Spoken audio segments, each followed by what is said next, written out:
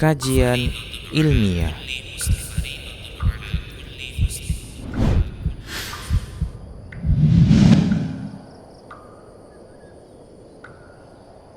Baik, bismillahirrahmanirrahim. Assalamualaikum warahmatullahi wabarakatuh. Alhamdulillahirrabbilalamin. Wassalatu wassalamu ala rasulillah mabadu. Para pendengar radio streaming dan mengaji, kita kembali di podcast serial penyakit hati. Dan kita sudah masuk di segmen atau pembahasan terkait obat dari penyakit hati yang sebelum-sebelumnya sudah kita bahas.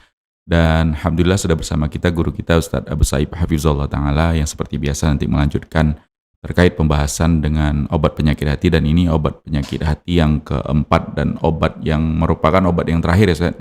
Obat yang terakhir yang kita bahas pada podcast kita di serial penyakit hati kali ini.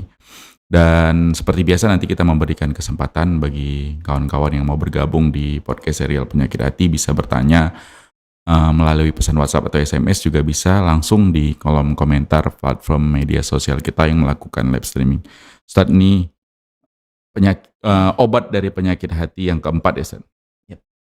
Ridho terhadap takdir Allah Ta'ala. Ustaz, kepada Ustaz kita persilahkan, fayatafaddal mashkura. Silakan Ustaz. Baik, bismillahirrahmanirrahim. Assalamualaikum warahmatullahi wabarakatuh. Alhamdulillah. Alhamdulillahi rabbil alamin. Wa ashhadu an la ilaha illallah wahdahu la syarikalah. Wa ashhadu anna Muhammadan abduhu wa rasuluhu la nabiyya ba'dah.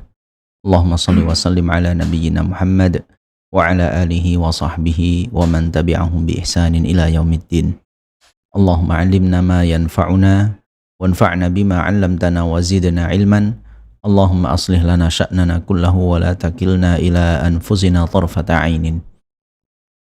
Kaum muslimin, para pendengar sekalian rahimani wa rahimakumullah jami'an. Semoga Allah Subhanahu wa taala senantiasa menjaga kita dimanapun kita berada, dan senantiasa diberikan kekuatan oleh Allah Ta'ala untuk istiqamah di jalan menuju melaksanakan perintah-perintah Allah Ta'ala dan menjauhi larangan-larangannya. Yang mudah-mudahan dengan demikian Allah Ta'ala memberikan rahmat kepada kita sehingga diizinkan masuk ke dalam surganya yang penuh dengan kenikmatan. Amin ya rabbal alamin. Para pendengar sekalian rahimani wa rahimakumullah jami'an. Kita masuk pada sesi terakhir dari pembahasan rangkaian dari penyakit hati ini, di mana kita sudah bahas terkait apa saja hal-hal yang bisa merusak hati kita, yang bisa membuat hati kita itu tidak nyaman, kemudian dia tidak mudah untuk dibawa untuk beribadah kepada Allah Ta'ala. Selalu punya banyak halangan, selalu banyak sekali alasan yang muncul dari hati yang sakit karena ditimpa oleh virus-virus tertentu, sehingga membuatnya pun jauh dari Allah Subhanahu wa taala.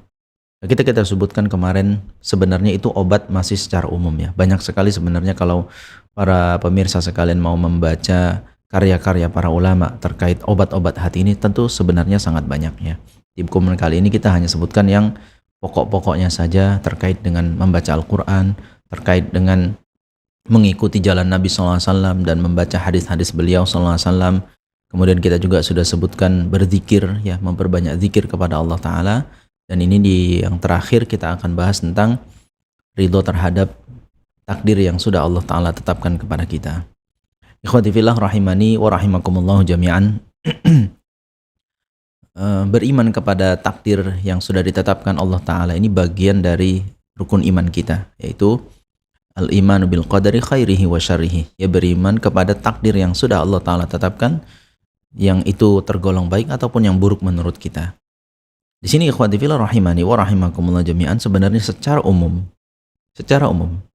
ketika seorang imannya terhadap takdir Allah Ta'ala itu benar, dengan cara yang benar, dengan cara yang diajarkan dalam Al-Quran dan hadis Nabi SAW, ini bukan hanya bisa menjadi penyembuh bagi hati seseorang, bahkan inilah inti dari kebahagiaan.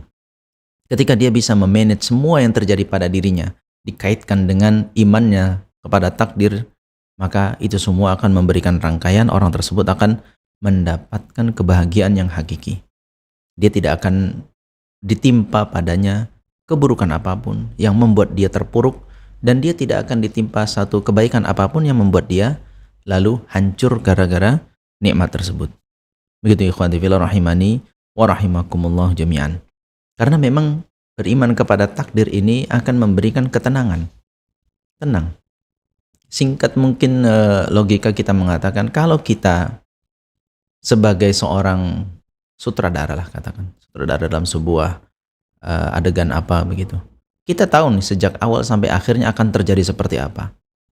Yang pada akhirnya akan happy ending kah? Pada akhirnya akan hancurkah segala macam. Tapi kalau kita tahu alur ceritanya, maka siapapun yang akhirnya adalah happy ending, yang bagian akhirnya dia akan berhasil, apapun yang dia hadapi skenario-nya di awal, dia nggak akan khawatir. Ini orang memang ke belakangnya, dia akan happy ending, dia akan menjadi pemenangnya. Dia akan menjadi juaranya dan dia akan mendapatkan hadiah dari semua itu. Berbeda dengan orang yang memang pada akhirnya akan kalah, pada akhirnya akan hancur.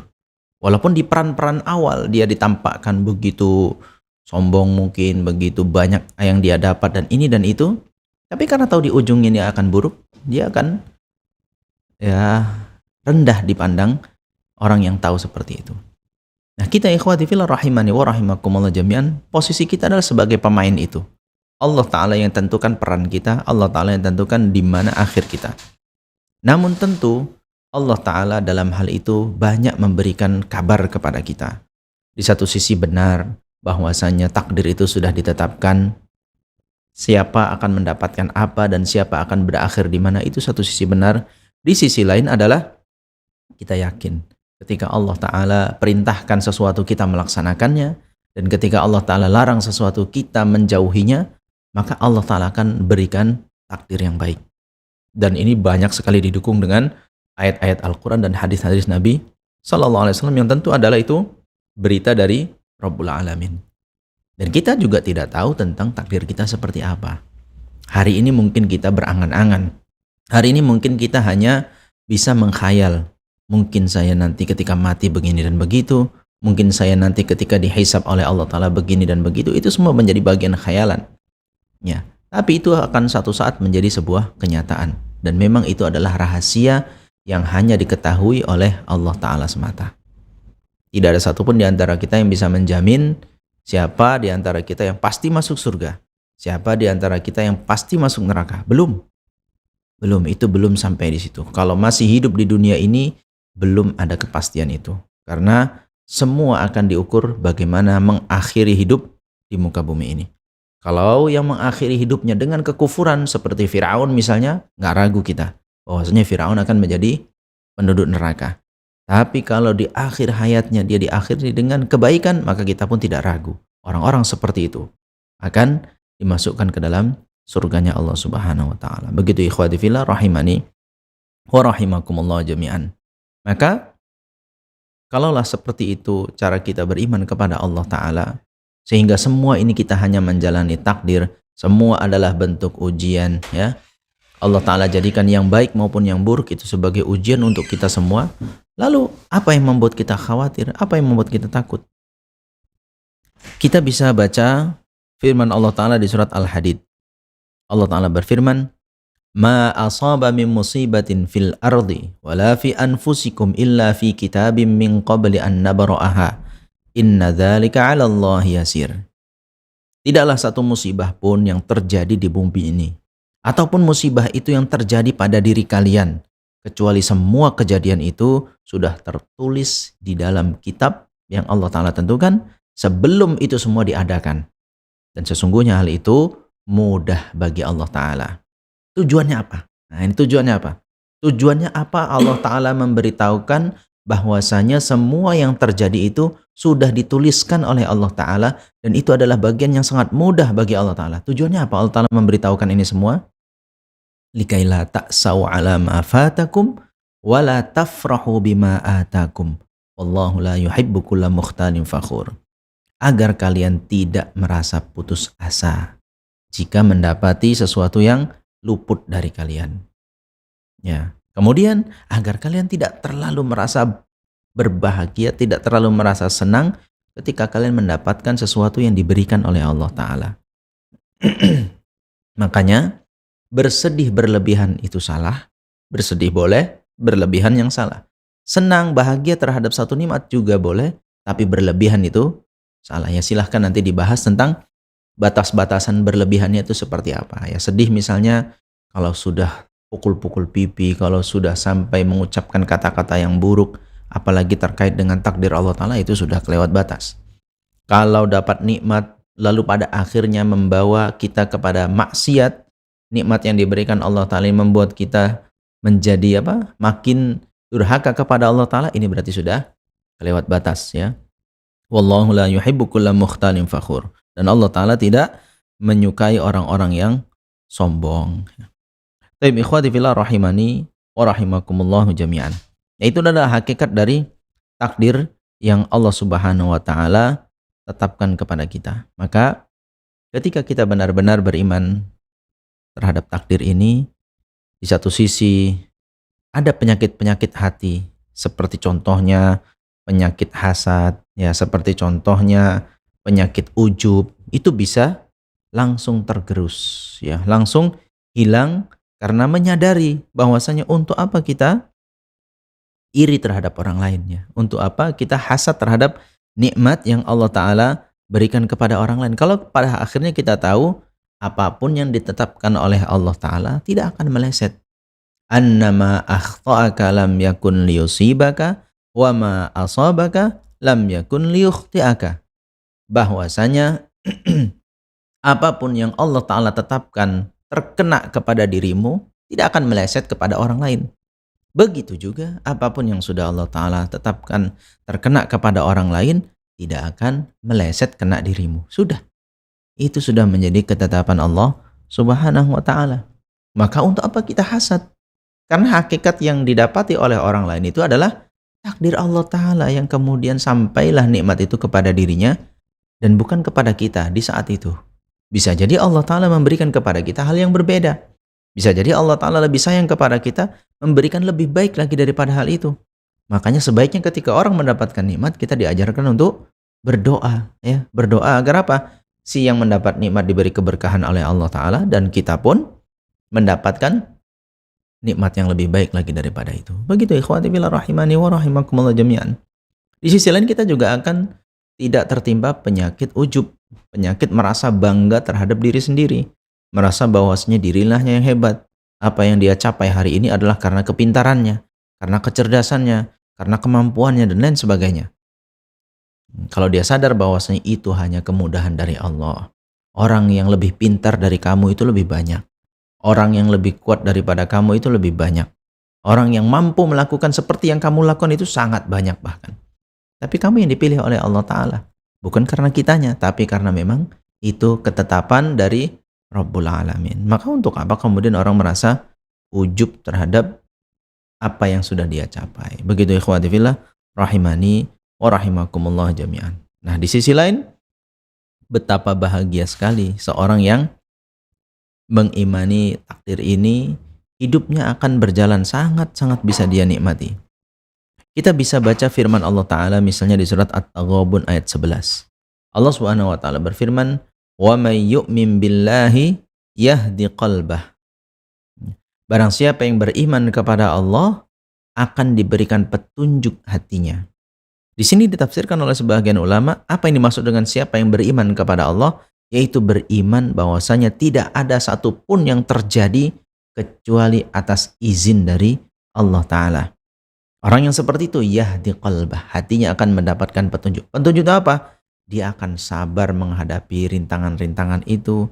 Dia akan ridho dengan apapun yang Allah Ta'ala tetapkan. Dan dia akan bersyukur dari setiap nikmat yang dia rasakan. Nah ini kan tentu orang-orang yang mendapatkan hidayah seperti itu. Maka ikhwati fillah rahimani wa rahimakumullah jami'an, perlu untuk hal ini kita ulang-ulang dalam diri kita.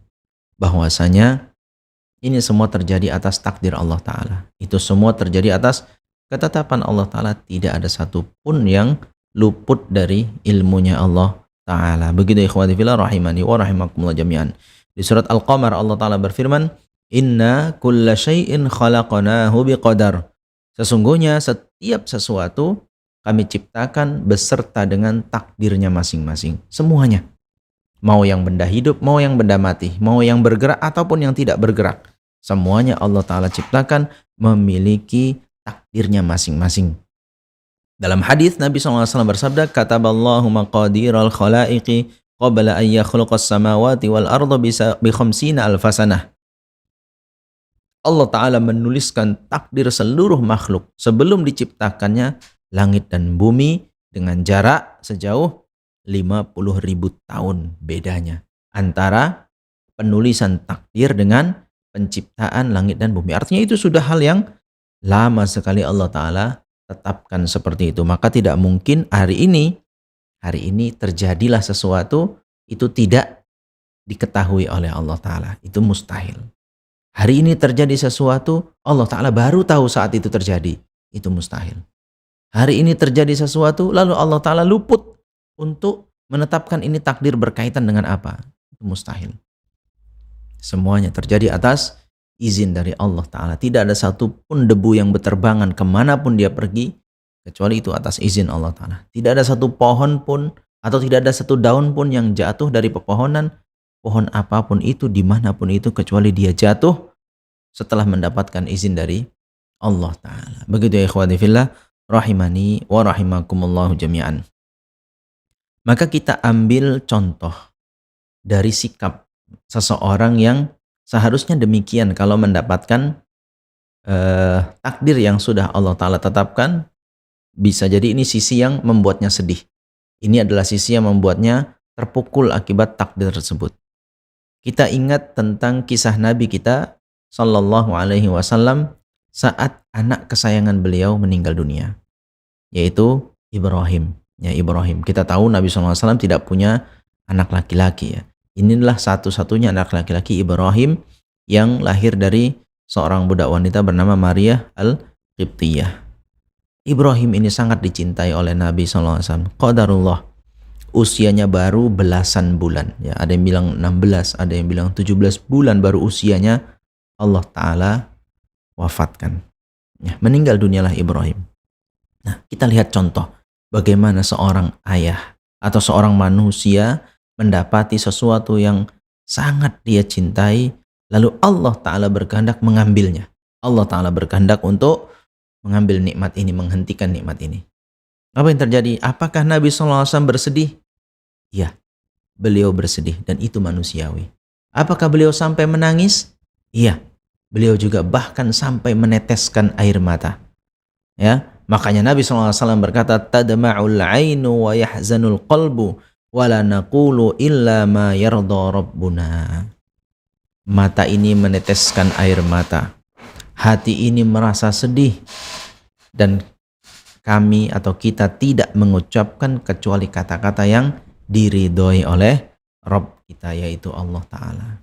Jadi mata itu boleh saja menangis, itu masih batasan boleh. Ya, hati itu merasa sedih juga boleh. Yang tidak boleh ternyata kata Nabi SAW adalah sehingga akhirnya berbuat sesuatu atau mengatakan sesuatu yang itu tidak diridhoi oleh Allah Ta'ala. Contohnya apa? Mengumpat. Ya, mengumpat tentang ini takdir yang berat baginya, ini takdir tidak benar, ini tidak adil dan lain sebagainya. Atau bahkan dia melakukan yang dilarang-larang, seperti yang disebutkan oleh Rasulullah SAW, menampar-nampar pipi, merobek-robek pakaian, itu bagian dari niyahah, bagian dari yang dilarang, yaitu meratap terhadap musibah yang menimpa seseorang.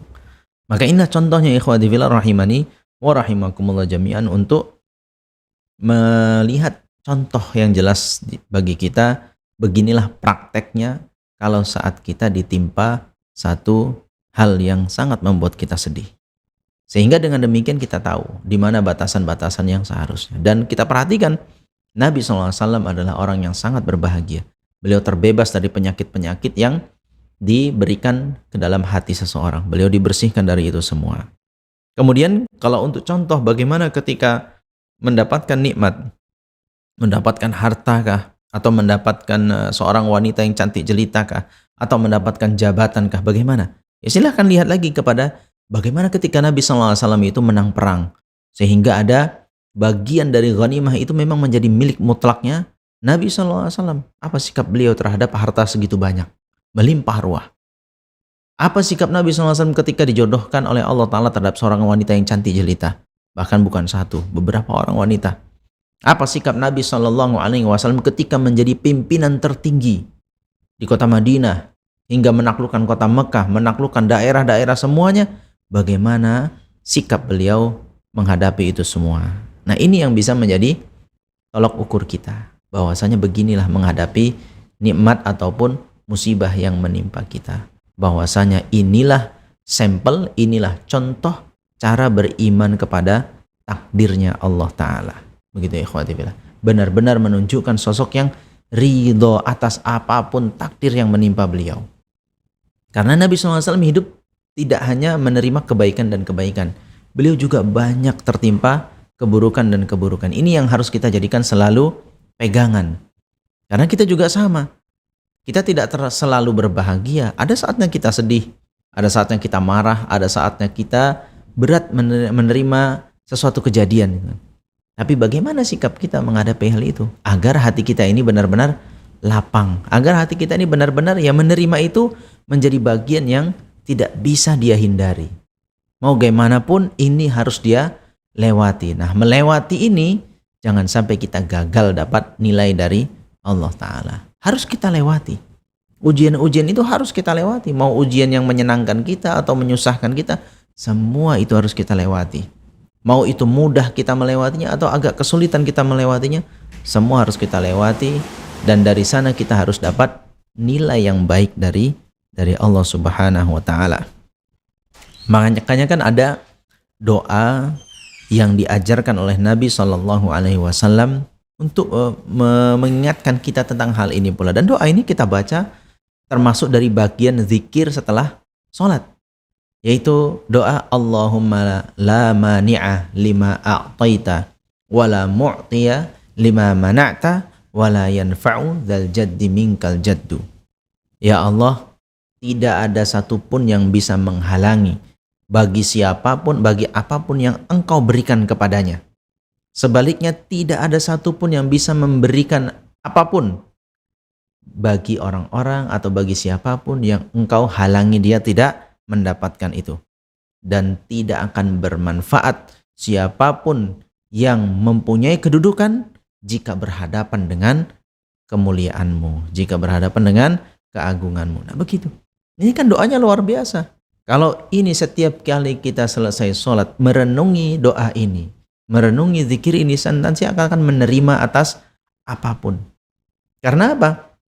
Ya artinya maknanya, kalau memang takdir itu adalah bagian dari yang menimpa kita, kita nggak akan bisa mengelak dari hal itu. Sebaliknya, kalau itu bukan bagian dari takdir kita, kita nggak akan terkena bagaimanapun. Bagaimanapun.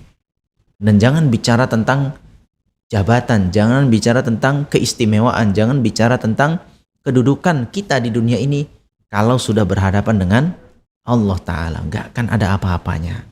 Mau sekuat apapun badan kita, mau sebanyak apapun pasukan kita, mau seluas apapun daerah kuasa kita, tapi kalau sudah berhadapan dengan Allah Ta'ala, semua itu menjadi sangat-sangat kecil sekali. Ya ikhwati fillah, rahimani wa rahimakumullah jami'an. Nah makanya ini kalau kita renungin terus, hati kita akan membaik.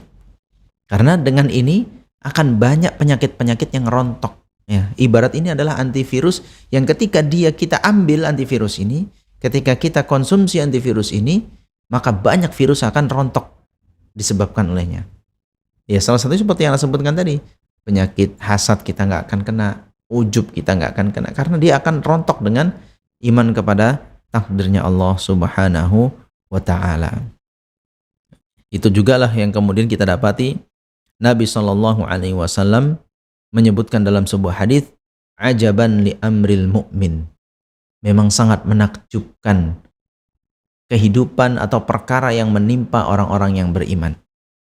Inna amrohu kullahu khair. Karena apapun yang mereka dapati, apapun yang mereka hadapi, semuanya baik. Gak ada yang jelek gitu, gak ada yang baik. Walaysa dzaka li ahadin illa lil mu'min. Dan itu tidak akan pernah didapatkan kecuali oleh orang-orang yang beriman. Ini perlu kita barisbawahi, ikhwah. Kita garis bawahi bahwasanya tidak akan ada yang bisa merasakan rasa itu kecuali orang yang beriman. Maka orang kafir gak akan bisa dapat rasa ini. Begitu juga orang beriman yang tidak benar imannya gak akan bisa merasakan ini. Nah, segel dari Nabi, walaisa dzaka li ahadin illa lil mu'min, dan hal itu tidak akan bisa didapati kecuali oleh orang yang beriman. Apa itu?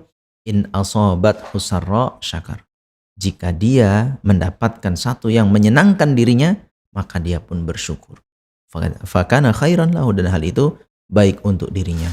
Wa in asabathu dharra fa in asabathu dharra sabara.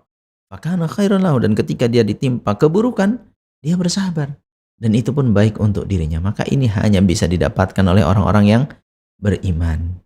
Ketika mendapatkan nikmat dia tidak bersyukur, atau dia ditimpa musibah tidak bersabar, ketahuilah berarti ada masalah dengan imannya. Ada masalah tentang iman terhadap takdirnya Allah Ta'ala. Ini ya berarti penyakit yang perlu diperbaiki. Munculkan lagi itu. Agar apa? Kemudian suudzon kepada Allah Ta'ala. Kemudian tidak terima terhadap takdir Allah Ta'ala. Kemudian penyakit-penyakit hati yang hanya akan merusak dirinya itu, semuanya digugurkan dengan bagaimana kita ridho terhadap takdir yang Allah Ta'ala tentukan untuk kita. Begitu ya ikhwati fillah rahimani wa rahimakumullah jami'an. Maka ini yang perlu kita ulang-ulang. Ya, maka tidak mengapa kita mempelajari iman itu selalu diulang-ulang. Ya, rukun iman kita memang dari yang 6 itu kita sudah hafal dari SD, betul. Mungkin di SMP pun diulang lagi, di SMA diulang lagi, kuliah pun sampai dewasa ikut kajian pun diulang lagi masalah ini terus. Memang perlu. Kita katakan memang perlu. Agar apa? Dia bisa menjadi bukan hanya yang sesuatu yang kita hafal, tapi dia bisa menjadi sesuatu yang bagian dari kehidupan kita. Jadi beriman kepada Allah, beriman kepada malaikat, kepada kitab-kitab, kepada rasul-rasul, kepada hari kiamat, dan kepada takdir, ini harus menjadi bagian kehidupan kita. Khususnya di tema yang kita bahas hari ini terkait beriman kepada takdir. Jadikan iman itu senantiasa, karena bagaimanapun kita menjalani takdir ini. Sebentar kita dapat kebaikan, lain waktu kita bisa dapat yang buruk menurut kita. Satu waktu kita mendapat sesuatu sesuai dengan harapan kita, satu waktu kita akan menghadapi sesuatu yang tidak sesuai dengan harapan kita. Itu lumrah. Ya, itu lumrah. Itu selalu akan bergulir di antara kehidupan anak manusia ini. Maka kitanya yang harus menguatkan iman kepada takdir. Apa tadi tujuannya? Likaila ta'saw ala ma fatakum, agar kalian tidak merasa putus asa terhadap apa yang terluput dari kalian, wala tafrahu bima atakum, dan tidak terlalu senang sehingga melalaikan kamu ketika mendapatkan kebaikan yang datang kepada kalian. Nah, begitu ya ikhwati fillah rahimani wa rahimakumullah jami'an. Maka mudah-mudahan dengan kita bersikap ridho terhadap takdir Allah Ta'ala ini, menjadi lebih bahagia lagi hidup kita, lebih nyaman lagi menghadapi kehidupan ini, khususnya lebih nyaman lagi dalam beribadah kepada Allah Subhanahu wa Ta'ala. Baik, aku qauli hadza wa astaghfirullah li wa lakum wa lisairil muslimin wal muslimat innahu wal ghafurur rahim. Baik, Masya Allah. Jazakumullah khairan Ustaz atas pemaparan materinya, dan kita persilahkan bagi pendengar radio streaming dan mengaji yang mau bergabung bersama kita di podcast serial Penyakit Hati kali ini, khususnya di episode Obat Penyakit Hati yang keempat ini, ridho terhadap takdir Allah. Kita persilahkan bisa bertanya melalui pesan WhatsApp atau SMS, juga bisa bertanya langsung di kolom komentar platform media sosial kita yang melakukan live streaming. Silahkan, dan menunggu Ustaz mungkin dari kita yang di studio dulu Ustaz. Ridho terhadap takdir Allah ini, kalau dari pemaparannya kita mungkin perlu diluruskan sedikit Ustaz. Ini sepertinya sikap terhadap takdir yang kita pandang buruk aja gitu Ustaz, dari Allah, atau juga sikap terhadap takdir yang kita pandang baik atau nikmat tadi yang Ustaz sebutkan. Misalnya tadi kan dicontohkan pada saat pemaparan materi, Nabi SAW kehilangan putra beliau di umur 16 atau 17 bulan. Nah, ini beliau bersabar. Dan kalau misalnya kita mendapatkan nikmat, itu ada juga ketentuan ridho Ustaz. Kalau misalnya nikmat kayaknya ya ridho-ridho aja orang gitu kan Ustaz, karena kan namanya dapat nikmat gitu kan. Adakah orang yang tidak ridho terhadap nikmat yang diberikan kepadanya maksudnya dia nggak ridho dengan ketentuan nikmat yang diberikan Allah, atau memang tentang ridho ini adalah sikap terhadap takdir yang kita pandang buruk tadi Ustaz? Baik. Memang Kalau disikapi secara singkat seolah-olah yang butuh untuk ridho itu hanya yang Buruk susah aja, gitu, yang Ustaz. buruk. Tapi yang senang itu jangan salah. Ini anak kasih contoh aja misalnya. Ada nggak orang yang mendengar istrinya hamil justru sedih? Harusnya nggak ada, Ustaz. Ada. Oh mungkin udah yang keberapa? Benar kan begitu, benar kan. Iya. Bisa ya, Ustaz. Mayoritas orang mendengar istrinya hamil Heeh. itu senang gitu, langsung wah menunggu-nunggu kelahirannya. Tapi ada ternyata orang yang istrinya hamil justru dia tepuk jidat. Padahal itu nikmat ya. Begitulah kira-kira kan. Ya. Kita mungkin juga sangat jarang ya mendengar orang misalnya dapat hadiah nih, Anda dapat hadiah 1 miliar. Lalu dia merasa susah. Belum ya, mungkin kalau dicari orangnya zaman sekarang agak langka yang seperti ini. Tapi dulu di zaman tabi'in kalau kita baca kisah itu, Anda lupa tapi nama beliau siapa itu. Dapat kiriman dari Umar bin Khattab radhiyallahu anhu, karena dia seorang gubernur yang sangat miskin itu kan, miskin, dikasih hadiah agar bisa beli pakaian, bisa makan yang layak, tinggal yang layak. Dia masa mendapatkan itu dengan mengucapkan innalillahi wa inna ilaihi rajiun. Sampai istrinya menyangka, ada apa? Ada musibah apa? Apa khalifah kita meninggal dunia? Apakah siapa yang meninggal dunia gitu kan? Enggak, kata suaminya. Enggak ada yang meninggal. Tapi saya dapat sesuatu dari dunia yang bisa merusak akhirat saya. Waktu itu istrinya nggak tahu kalau itu duit. Kata istrinya, udah lepaskan kalau begitu, jangan sampai akhirat merusak gara-gara dunia. Udah dibagi-bagi duitnya. Istrinya nggak tahu. Kalau tahu lain itu ya, Ustaz. Tapi ala kulli hal ikhwah. Jadi sebenarnya yang butuh untuk ridho terhadap takdir Allah Ta'ala itu adalah beda persepsi memang. Kalau orang ketika dihadapkan kesusahan, bentuk ridhonya adalah menerima itu bagian dari yang harus dia sabar. Oke. Artinya apa? Tadi batasannya itu jangan sampai lewat. Nangis boleh, ya kan? Rasa hati sedih itu boleh. Tapi kalau kemudian kamu mengucapkan kata-kata yang buruk, kemudian bersikap dengan sikap yang buruk, itu yang lewat batas. Nah, ketika mendapatkan ridho terhadap nikmat, misalnya ridho terhadap dapat hadiah sekian banyak gitu kan. Ini bagaimana ridhonya? Ridhonya di sini adalah agar tahu langsung menghadapi bagaimana dengan uang ini. Di satu sisi dia yakin ini akan ada pertanggungjawabannya. Di satu sisi lagi dia yakin ini ada kewajiban-kewajiban yang harus dia tunaikan dari titipan ini. Itu kan? Maka dia harus keluarkan sesuai dengan yang dicintai dan diridhoi oleh Allah Ta'ala. Dan itu bagian tantangan juga. Nggak semua orang dinaikkan jabatan itu senang. Nggak semua orang kan ketika diletakkan di satu jabatan itu tenang. Nggak semua orang juga kemudian mendapatkan istri yang cantik jelita itu kemudian merasa senang gitu. Nggak semua orang. Ada kondisi-kondisi memang bahkan dia terpukul dengan hal itu. Tapi ala kulli hal Allah Ta'ala berfirman, wa nabluukum bisyarri wal khairi fitnah. Dan kami menguji kalian dengan keburukan dan juga dengan kebaikan, itu keduanya sama-sama fitnah atau ujian. Itu dua-duanya ujian. Makanya ridho terhadap takdir Allah Ta'ala ini tadi begitu, menyikapinya. Ketika menyikapi yang bentuknya musibah harus dikuatkan sabarnya.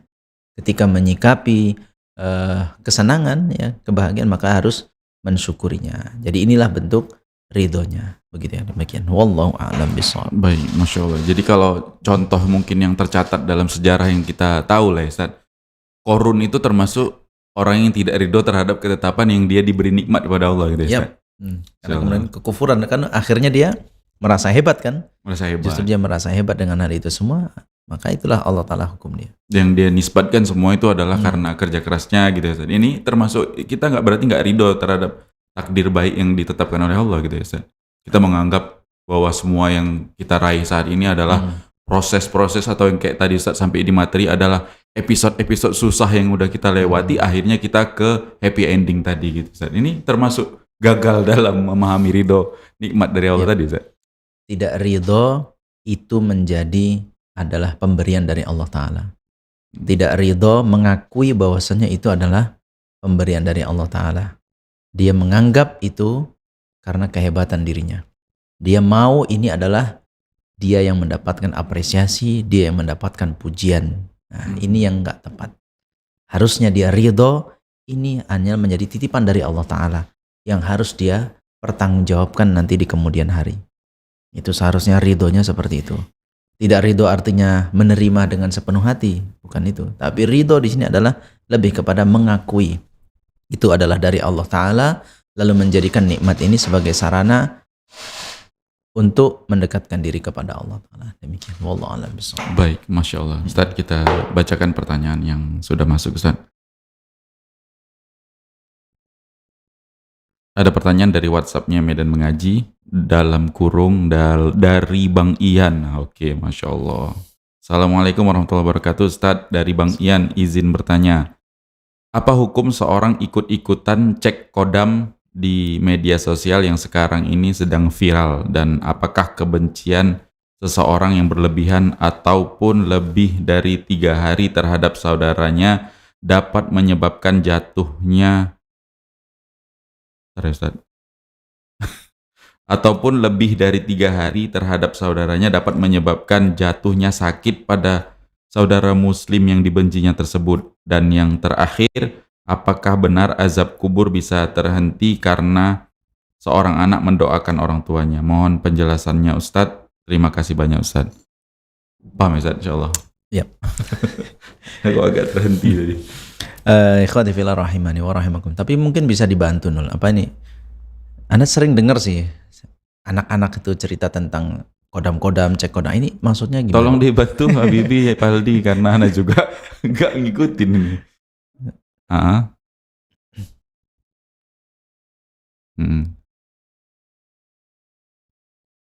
Kodam tuh apa maksudnya?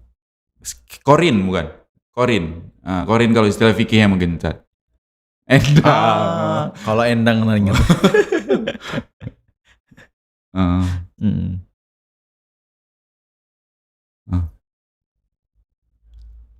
Satu BB. Oh gitu, kepiting. Kawan-kawan yang suka bully. Oh, Masya Allah.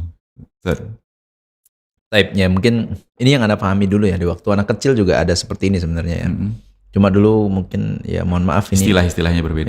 Ya itu seperti seorang yang kerasukan atau dia bisa panggil jin-jin tertentu sehingga ketika sudah kerasukan itu orang ini bisa bertingkah laku seperti ada yang seperti monyet, ada yang seperti ular. Nah gitu mungkin itu maksudnya ya yang dianggap ada kodam itu maksudnya penjaga begitu.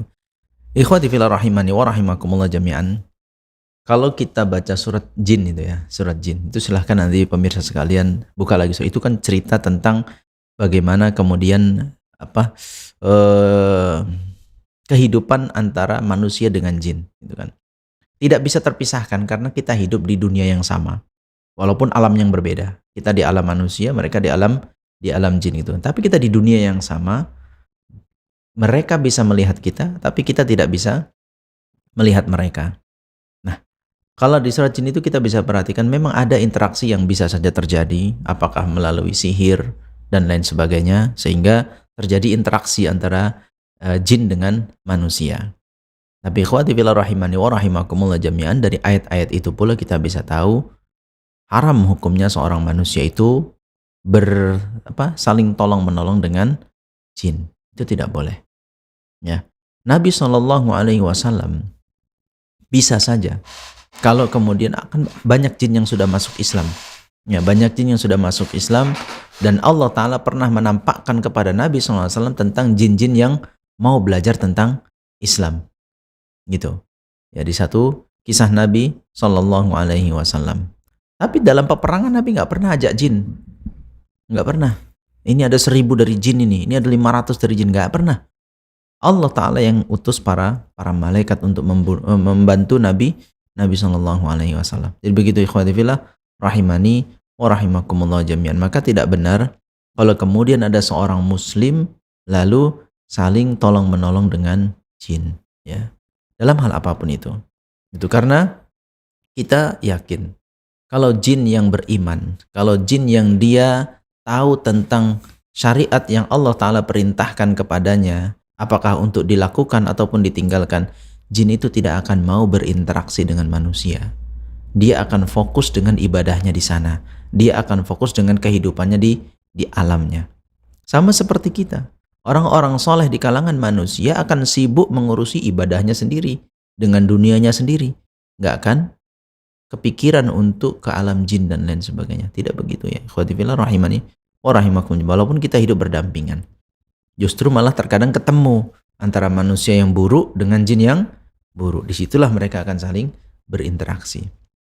Maka ini poin pertama yang perlu kita ketahui, bahwasanya interaksi dengan jin, ya, apakah itu dalam rangka tolong menolong ini dan itu, ini semua dilarang di dalam Islam. Begitu ya ikhwati fillah rahimani wa rahimakumullah jami'an. Dan perlu kita sadari pula sekarang, perlu kita cerdaslah sebagai seorang muslim. Biasanya yang gaib-gaib ini dijadikan bahan goreng-gorengan yang nggak jelas. Namanya sesuatu yang nggak nampak. Ana misalnya begini kan, Nul, di belakang ada dua tuh Nul. Yang satu jenggotan, yang satu kumisan, yang satu botak, yang satu gondrong. Ya terserah Husnul tuh, kalau nggak percaya, saya makin ngomong terus sama Husnul, lama-lama gimana gitu kan. Apa kita terus-terusan mau kayak begitu hidupnya? Ditakut-takuti dengan sesuatu yang tidak nyata, yang tidak terlihat. Dan orang herannya juga percaya dengan hal-hal begitu. Ya seperti tadi contoh, misalnya kamu punya endang begini, atau kamu punya khodam bentuknya hewan ini gitu kan, nanti dia akan bisa melindungi kamu begini begitu. Buktinya apa coba? Buktinya apa? Atau itu cuma asal ngomong saja gitu kan? Percaya nggak percaya terserah kamu kan gitu kan? Saya kan cuma ngomong saja. Yang jelas dusta. Nomor satu yang jelas dusta. Kalau memang benar, apa buktinya gitu kan? Karena hal-hal gaib yang tidak bisa tampak itu nggak bisa. Kalau sekarang misalnya saya nggak bisa lihat angin, tapi ada nggak angin saat ini? Ada, karena terasa hembusannya. Terasa hembusannya walaupun tak terlihat. Walaupun tak terlihat gitu kan. Gaib nih, nggak terlihat tapi terasa. Nah kalau dibilang kayak begitu, kan ada begini dan begitu, siapa yang bisa membuktikan itu? Lalu Nabi SAW juga nanti merembet-merembet, apa ada khodamnya dulu? Para sahabat juga pada khodam-khodaman dulu gitu. Yang jelas ini adalah bagian dari kesyirikan. Ikhwati fillah rahimani wa rahimakumullah jami'an. Sampai arahnya meyakini ada kekuatan yang bisa mengatur selain Allah Ta'ala. Ini adalah tentu sudah masuk ke ranah kesyirikan. Maka hal-hal seperti ini hanya sebuah pembodohan saja kepada kaum muslimin. Hendaklah hal-hal seperti ini jangan terlalu dihiraukan. Ya, tidak perlu dihiraukan, dan beri pembelajaran kepada anak-anak kita atau orang-orang yang berpikir hal itu adalah sesuatu yang nyata. Padahal itu semua hanyalah tidak kita dapati orang-orang yang seperti itu kemudian jadi orang hebat, jadi orang yang sangat bermanfaat, tidak. Yang ada malah seperti orang gila. Yang ada seperti orang-orang yang berangan-angan pada sesuatu yang tak nyata sama sekali. Ya, naudzubillah kalau sampai kehilangan akal gara-gara hal yang seperti itu. Ya karena ana sendiri secara pribadi pernah menghadapi orang yang seperti itu. Dia hidup bersama kita tapi dia berpikirnya tidak seperti di dunia ini. Aneh cara ngomongnya itu kan. Ada begini, ada begitu. Kita sendiri pun bingung. Dibilang gila, dia enggak. Karena makan masih teratur, tahu menikah, tahu punya anak dan segala macam. Tapi cara berpikirnya enggak jelas. Beribadah ya suka-suka dia gitu. Dan lain sebagainya gitu. Artinya ini ikut siapa gitu kan. Ini yang seperti ini bagaimana? Yang jelas kita adalah semuanya makhluk Allah Ta'ala, diperintahkan untuk beribadah. Cara beribadahnya ikuti Rasulullah Sallallahu Alaihi Wasallam. Maka lebih dari itu tidak perlu, ya tidak perlu. Mau khodam apapun, sekiranya pun di sekitar saya misalnya ada jin yang siap membantu saya, tak perlu dianggap itu diperlukan atau dianggap itu sesuatu yang dibutuhkan, tidak. Kalau Allah Ta'ala pada akhirnya mengirim mereka untuk membantu seseorang, itu adalah takdir Allah Ta'ala. Yang jelas adalah semua itu kembali kepada Rabbul Alamin. Begitu ikhwati fillah rahimani wa rahimakumullah jami'an. Lalu yang kedua tadi tentang persaudaraan ya. Apalagi tadi sampai akad gitu ya sama jinnya gitu, sama kodamnya. Iya, ada akad tertentu, ini parah ya. Itu ada cerita lucu itu dulu tuh. Ada seorang siswa kita di sekolah gitu kan. Usianya usia saya SMA lah gitu. Dia cerita kepada ustadznya, Ustadz, saya tuh sering mimpi. Dalam mimpi itu ketemu wanita yang sangat cantik jelita. Ya, kemudian melakukan begini dan begitulah. Dan itu tidak sekali dua kali, sering. Pantang dia misalnya adalah rasa kepingin, itu datang tuh. Mimpi itu langsung datang. Hingga akhirnya dia merasa risih. Entah kenapa merasa risih ya, dia tidak ceritakan. Sehingga akhirnya ustadznya merukyah dia lah. Singkat cerita dirukyah. Selesai dirukyah barulah wanita itu datang dalam wujud aslinya. Ketakutan si anak ini, ketakutan. Berarti selama ini saya dikibulin. Wujud aslinya nggak sama dengan yang di mimpi.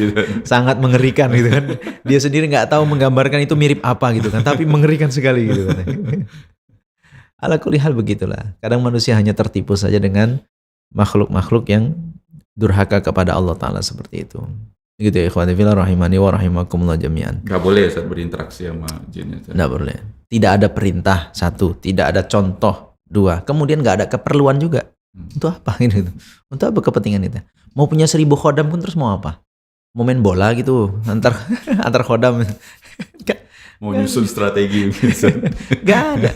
Kalau seandainya khodam-khodam itu hebat dulu, nggak mungkin kita lama-lama menghadapi penjajah, menghadapi musuh. Nggak selama ini. Nanti takutnya kalau dibolehkan berinteraksi sama jin, ukti-ukti yang banyak kecewa dengan aki-akinya ini, udahlah cari dari kalangan jin aja lah ini gitu.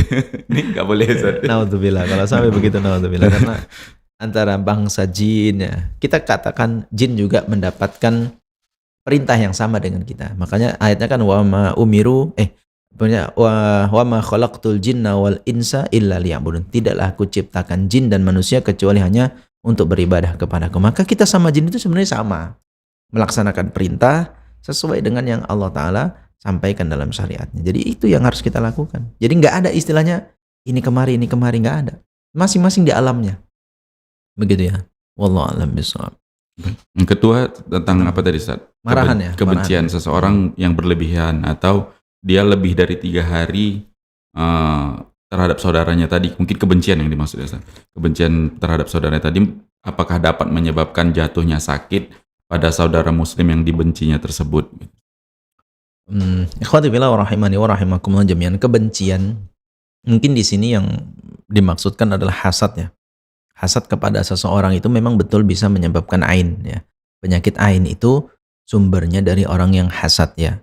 Ya kebencian itu biasanya munculnya dari hasad dulu ya. Dari iri terhadap seseorang, apa yang dia dapatkan, apa yang dia raih, sehingga menimbulkan hasad. Dan hasad ini, pandangan mata orang yang hasad bisa membuat orang yang dihasati itu seketika sakit, demam, dan bahkan bisa sangat parah gitu kan kalau tidak segera disembuhkan dengan apakah dengan cara ruqyah, atau Nabi SAW dulu pernah memanggil orang yang kalau ketahuan orang yang hasad itu disuruh berwudu atau mandi lalu air itu digunakan untuk si orang yang terkena ain tadi. Nah, begitu ya. Jadi ini sangat berbahaya. Itulah kenapa syariat kita memerintahkan jangan terlalu berlebihan kalau senang. Dapat nikmat apa pamer disampaikan.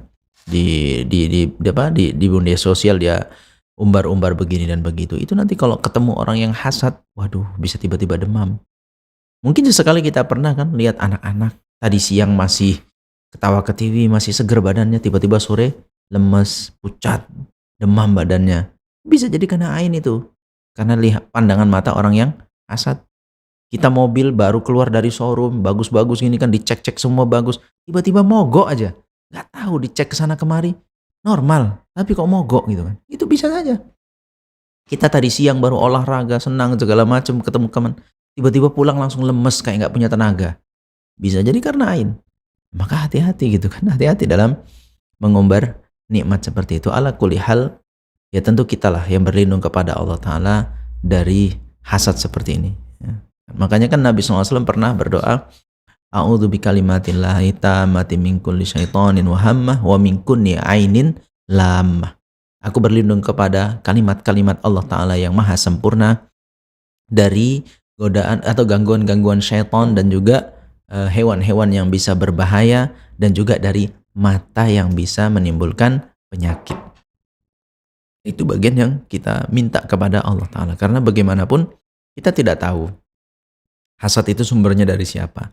Bisa jadi keluarga dekat, bisa jadi teman sendiri. Ala kulli hal, bersikaplah yang sewajarnya gitu. Jangan terlalu berlebihan sehingga mengundang hasad gitu kan, atau bahkan kebencian. Demikian, wallahu a'lam bishawab. Baik. Yang ketiga tadi masih ada. Apa tuh yang ketiga? Yang ketiga, apakah benar azab kubur bisa terhenti karena seorang anak mendoakan orang tuanya yang sudah meninggal, mungkin maksudnya ini. Iya. Ikhwati fillah rahimani wa rahimakumullah jami'an. Kita sering mendengar dan kita juga fahami tentang setiap amal Adam itu terputus setelah dia meninggal kecuali dari 3 sumber, yaitu dari ilmu yang bermanfaat, dari amal jariah, dan juga dari sedekah jariah, dan dari anak yang soleh, ya, doa dari anak yang soleh. Kalau kata bisa berhenti, bisa saja azab itu seketika berhenti saat anak-anaknya yang soleh mendoakan orang tuanya. Bisa saja, karena begitu tadi, karena ada disampaikan oleh Nabi SAW sampai nih doa-doa anak-anak ini, permohonan ampun dari anak-anaknya ini kepada orang tuanya, yang efeknya bisa sampai azab itu berhenti, bisa saja. Bahkan terampuni semua dosa-dosanya, bisa saja. Bahkan naik derajat orang tuanya setinggi-tingginya, bisa saja. Karena Nabi SAW mengatakan demikian. Begitu ya ikhwati fillah rahimani wa rahimakumullah. Maka ini harusnya memotivasi kita semua, membuat kita itu ingat kepada orang tua kita, agar kita selalu mendoakan, apalagi mereka sudah tiada, gitu kan. Tentu juga harapannya sama. Kita berharap nanti ketika setelah meninggal, anak-anak kita terus mendoakan kita. Mungkin ada doa-doa atau dosa-dosa yang belum sempat kita istighfar, lalai kita mengistighfarinya, lalai kita dari bertaubat kepadanya, sampai mati belum keturutan. Nah ini kita butuh doa dari anak-anak kita.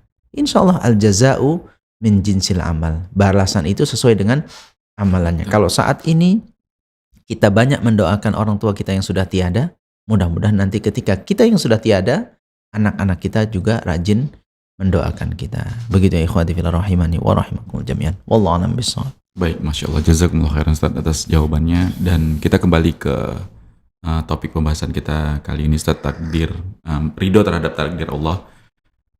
Ada kita pernah mendengar atau menyaksikan yang kita sebut mungkin ini gagal paham ya Ustaz terhadap takdir Allah, kegagalan dalam pemahaman terhadap takdir Allah. Ada yang menolak takdir buruk yang dinisbatkan ke Allah karena Allah Ta'ala suci dari hal tersebut, gitu Ustaz. Misalnya mungkin orang yang melakukan pembunuhan atau perampokan atau mencuri apa segala macam, ini kan sesuatu yang buruk Ustaz dalam pandangan kita. Kenapa Allah tidak mencegah hal itu? Kenapa itu dibiarkan terjadi? Nah, kalau ini dinisbatkan bahwasannya Allah mengizinkan takdir buruk itu terjadi, berarti Allah telah membiarkan keburukan terjadi. Nah, ini seperti apa Ustaz? Baik, ikhwati fillah rahimani wa rahimakumullah jami'an. Kalau kita bahas tentang takdir itu ulama membaginya menjadi 2. Ada namanya takdir kauniyah, ada namanya takdir syar'iyah. Kalau takdir kauniyah itu semua yang terjadi di muka bumi ini, baik yang Allah Ta'ala sukai ataupun yang tidak Allah Ta'ala sukai. Tapi itu Allah Ta'ala ingin itu terjadi. Allah Ta'ala memang mentakdirkan atau menginginkan itu semua terjadi. Tapi ada yang Allah Ta'ala sukai, ada yang tidak Allah Ta'ala sukai. Berbeda dengan yang kedua, ada takdir syar'iyah. Dan ini adalah takdir yang benar-benar Allah Ta'ala sukai, yaitu terjadinya peribadahan, ada orang-orang soleh, itu adalah takdir syariah. Baiknya begini ikhwati fillah rahimani wa rahimakumullah jami'an. Kemudian kita bisa ambil pelajaran dari misalnya firman Allah Ta'ala di surat An-Nur yang membicarakan tentang Ibunda Aisyah radhiyallahu anha. Di sana Allah Ta'ala berfirman, innal ladzina ja'u bil ifki usbatum minkum la tahsabuhu syarran lakum bal huwa khairul lakum. Sesungguhnya mereka orang-orang yang datang membawa berita dusta, ya, itu datang dari sebahagian dari kalian. Jangan kalian sangka itu adalah kejadian yang buruk untuk kalian. Bal huwa khairul lakum. Justru kejadian itu baik untuk kalian. Kita ingat tentang hadis atau cerita dusta, tuduhan kepada Ibunda Aisyah berbuat zina. Tentu ini hal yang buruk kan, menimpa bukan saja Ibunda Aisyahnya saja yang terhina waktu itu, yang tertuduh waktu itu, bahkan Nabi SAW pun tertuduh. Sebagai seorang suami tidak bisa menjaga istri. Sebagai seorang yang mulia, kenapa punya istri seperti itu tingkahnya? Nah ini kan, kalau kita ambil secara kasat mata seperti itu, kenapa Allah Ta'ala jadikan Nabi Muhammad tuh kayak begitu?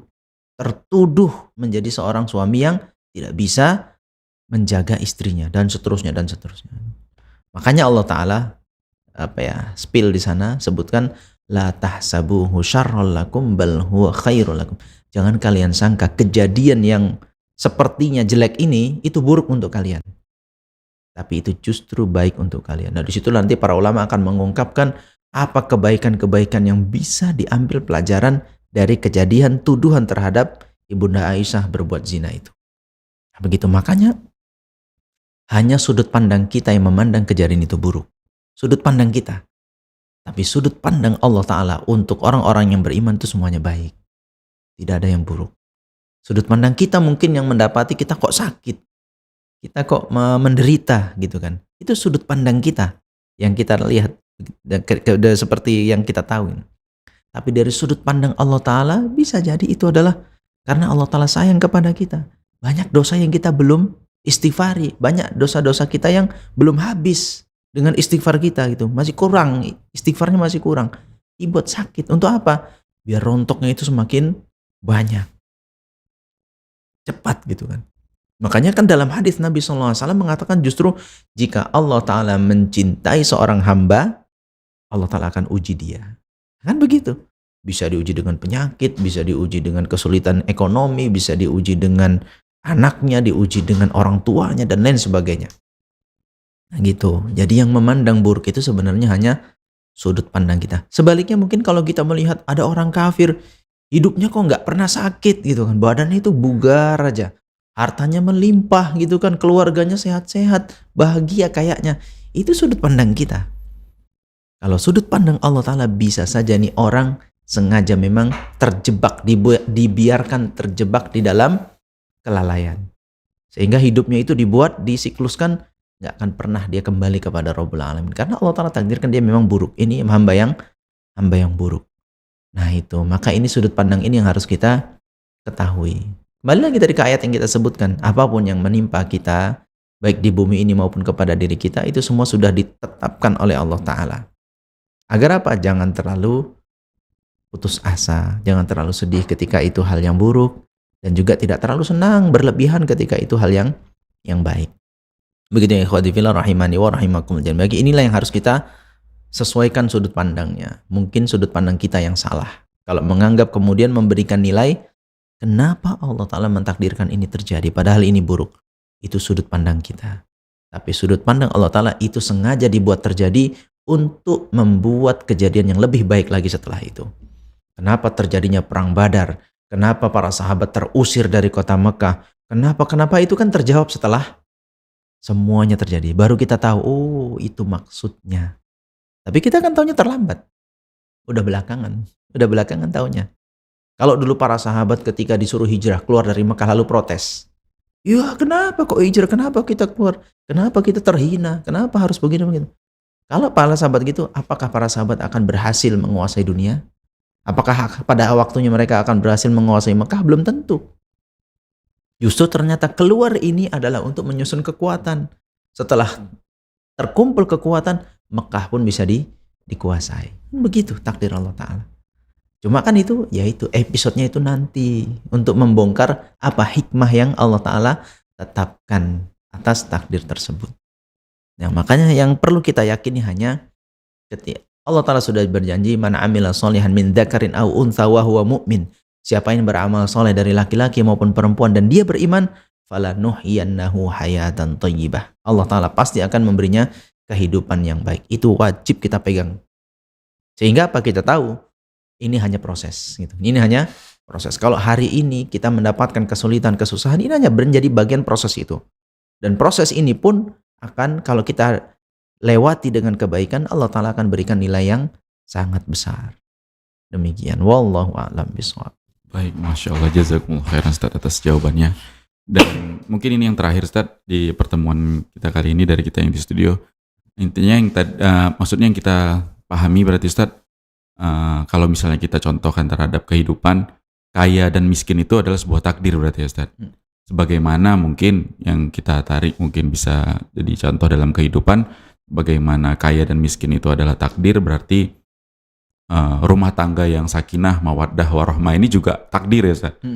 Tapi kan ketika kita menjumpai misalnya kehidupan kita sekarang ini dalam keadaan yang miskin, atau rumah tangga kita dalam keadaan yang tidak baik-baik saja, apakah ada keutamaan dalam sikap, Ustaz? Ketika kita memang mau bersikap tetap sabar dalam keadaan tadi yang kita keadaan yang miskin atau keadaan rumah tangga yang tidak baik-baik saja, atau kita bisa membuat pilihan untuk beranjak dari takdir saat ini ke takdir yang kita harapkan, itu ada keutamaannya, atau ya bersabar aja, ini lebih utama walaupun dengan tetap miskin atau tetap rumah tangga yang mungkin keadaannya salah satunya mungkin suaminya yang kacau beliau atau istrinya yang masih porak-poranda. Nah, ini seperti apa, Ustaz? Atau adakah keutamaan dari pilihan dalam takdir kita, Ustaz? Taib, ikhwati fillah rahimani wa rahimakumullah jami'an. Kita semua ambil hukum asal dalam bagaimana Allah Ta'ala memberikan pasangan-pasangan terhadap anak Adam ini.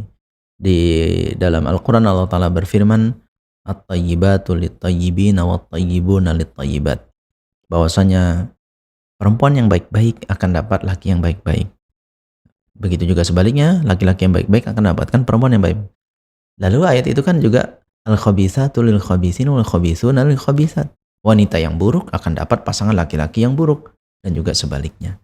Ini adalah hukum asalnya. Makanya secara mayoritas yang kita dapati, siapa akan dipasangkan dengan siapa itu sebenarnya mirip. Itu hanya cerminan pasangan dirinya, hanya cerminan tentang dirinya. Hanya sedikit sekali kejadian yang kemudian seorang itu dijodohkan oleh Allah Ta'ala tapi punya latar belakang atau punya kondisi yang bertolak belakang. Contoh, siapa yang memasangkan antara Asiyah yang begitu solehah, bahkan tergolong satu di antara 4 wanita terbaik yang pernah ada di muka di bumi ini, itulah Asiyah. Coba siapa Allah Ta'ala jadikan suaminya? Fir'aun. Masya Allah. Kenapa seperti itu gitu kan? Kenapa sosok wanita yang begitu solehah Allah kasih Fir'aun kan gitu kan? Betapa beruntungnya Fir'aun dan betapa sengsaranya Asiyah gitu kan gitu. Tapi begitulah. Ternyata kunci Asiyah ini diangkat menjadi wanita terbaik karena sabarnya menghadapi Fir'aun, punya suami yang kayak begitu. Di sisi lain, siapa yang memasangkan antara Nabi Lut dengan istrinya yang kayak begitu? Istri seorang nabi kok malah mendukung LGBT kan gitu kan? Itu gimana ini, Bu? Nabi kok dikasih pasangan kayak begitu, coba, Pak? Dan bisa jadi itu adalah untuk mengangkat derajatnya Nabi Lut alaihissalam di sisi Allah Ta'ala, bersabar menghadapi istri yang kayak begini kan gitu kan. Walaupun akhirnya terjadi sesuai dengan takdir Allah semuanya. Nah, begitu ikhwati fillah rahimani wa rahimakumullah jami'an. Jadi sebenarnya intinya adalah apapun yang kita hadapi gitu kan, kalau istilahnya di sini dalam rumah tangga gitu kan, siapapun pasangan kita yang sudah Allah Ta'ala tentukan kepada kita, silahkan lalui jalurnya sesuai dengan yang ditentukan oleh syariat. Kalau misalnya punya suami yang tadi tuh ya kacau lah suami ini gitu, jauh gitu kan, silahkan bagaimana syariat membimbing kita untuk menghadapi pasangan yang kayak begini.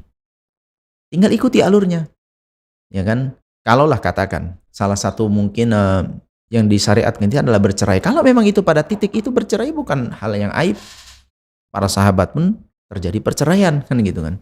Kalau memang itu menjadi solusi yang terbaik gitu kan. Tapi tinggal kita melihat bagaimana ini alurnya. Ini kalau bersikap seperti ini boleh nggak secara syariat? Kalau melakukan begini boleh nggak secara syariat? Berbicara, bertindak seperti ini boleh nggak secara syariat? Ya begitu juga suami punya pasangan atau istri yang begitu, ya sama. Lihat bagaimana koridor syar'i menuntun kita menghadapi istri yang seperti itu. Apakah saat ini fasenya mau bersabar dulu, mengambil banyak pahala dari sikap sabar mengajari istri yang belum paham seperti itu, mau ngambil itu? Atau ya memang fasenya sudah sampai kepada titik kayaknya harus bercerai, Ustaz, daripada kami sama-sama bermaksiat kepada Allah Ta'ala. Ya kan? Mungkin ada hal-hal yang dilakukan justru malah maksiat dengan pasangan ini dan itu. Ya sudah, perceraian itu masih dibolehkan secara syar'i. Gitu. Jadi intinya adalah apapun yang kita hadapi, hendaklah semua itu kita pertanyakan jalurnya di mana. Hal ini kita tahu peta ke depan, kita akan menghadapi ini dan itu.